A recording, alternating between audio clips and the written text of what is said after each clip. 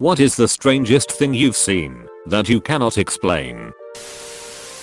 Me and a buddy were at his house watching TV and some person on the screen was eating a strawberry. I don't really care for them, but it looked good and I asked if, by chance, he had any strawberries in the house.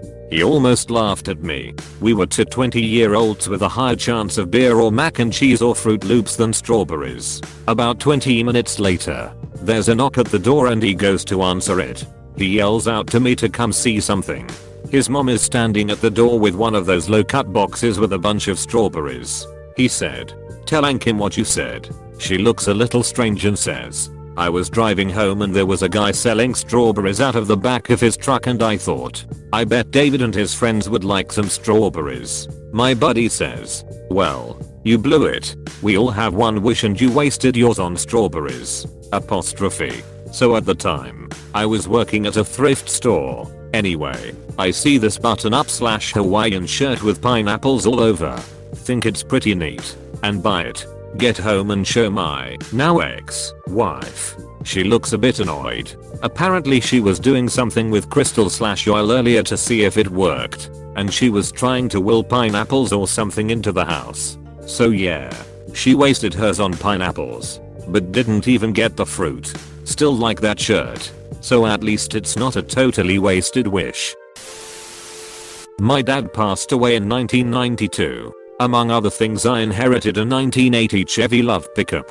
It may have been through ignorance, but I had looked high and low for 4 bolts that needed replaced on the U-joint. They were special and shouldered. I stopped everywhere looking for these bolts. Chevy nor Isuzu had them. I was at my wit's end as I had been looking for 2 months. One day a buddy of mine and me stopped at a hamburger joint that had a parts store next to it. We got out and I said, "I'm gonna check this parts store," and I had the bolts in my hand. As we were walking to the store, a guy that I can only describe that looked like the Jesus your grandmother had a picture of on her wall walked by us and said howdy or some shit. But here is what freaked me out. He said, "Those look like they are U-joint bolts for a Chevy Love pickup. I bet you are having a heck of a time." Yes, he said, "Heck, finding them. Come over here, I think I have some in my truck." He walked over to his truck, looked in a 5-gallon bucket, and handed me 4 perfect bolts exactly like I needed. My jaw dropped. I tried to pay him or buy him a hamburger, and he said no. Just help someone else out if you get the chance. That was 28 years ago, and I remember it like it was yesterday. Living in a dorm, no roommate. Night before 2-hour open book final. I put my book in the middle of the floor, so I'll stumble over it on the way out. The floor has nothing else on it. In the morning it's gone. I look all over the room. Can't find it. I think I'm hysterically blind. So I feel over every inch of the floor with my hands. Nothing.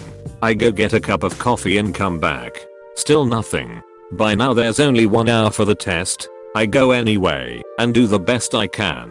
Naturally when I get back the book is in the middle of the floor exactly where I put it. Probably a prank.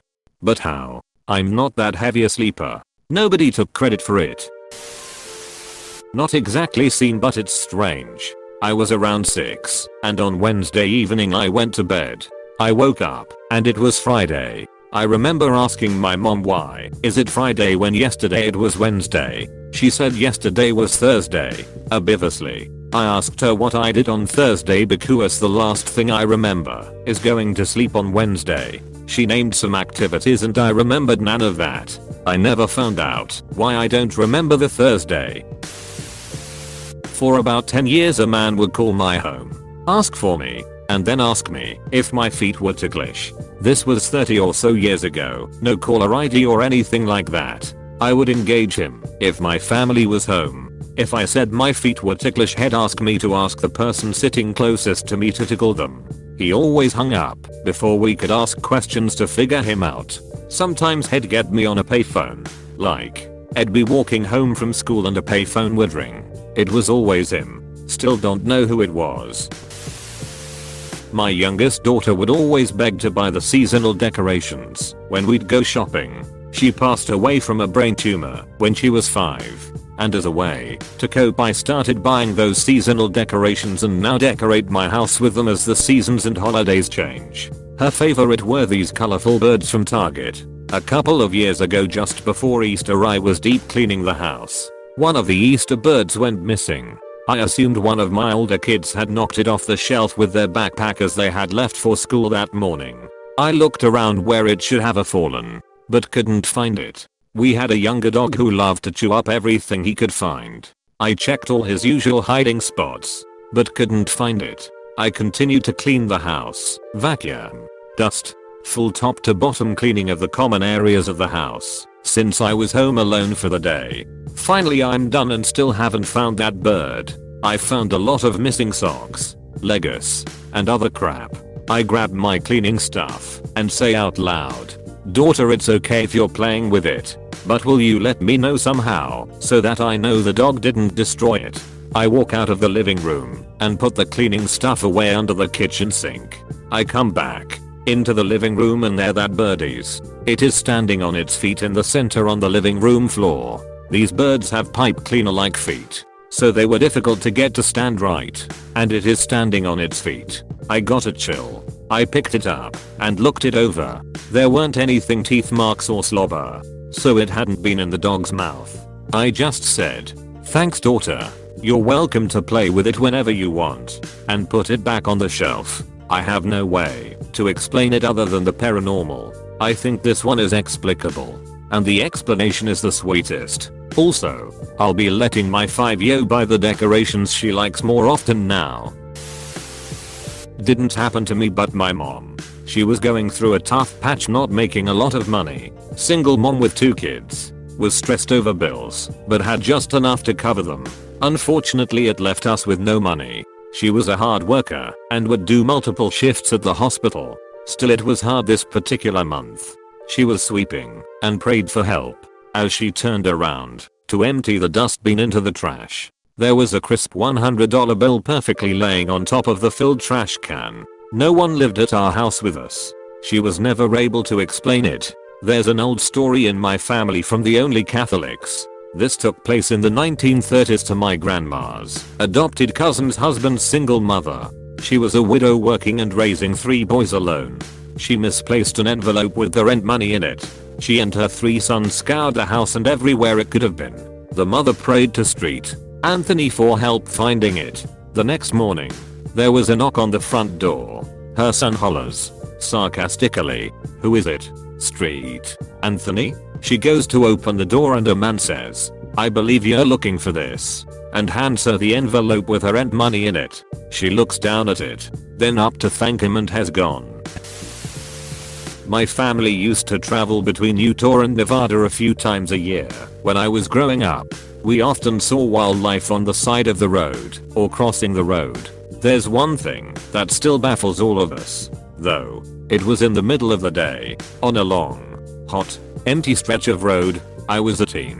Myself, my mom, and a couple of my siblings saw something scurry across the road.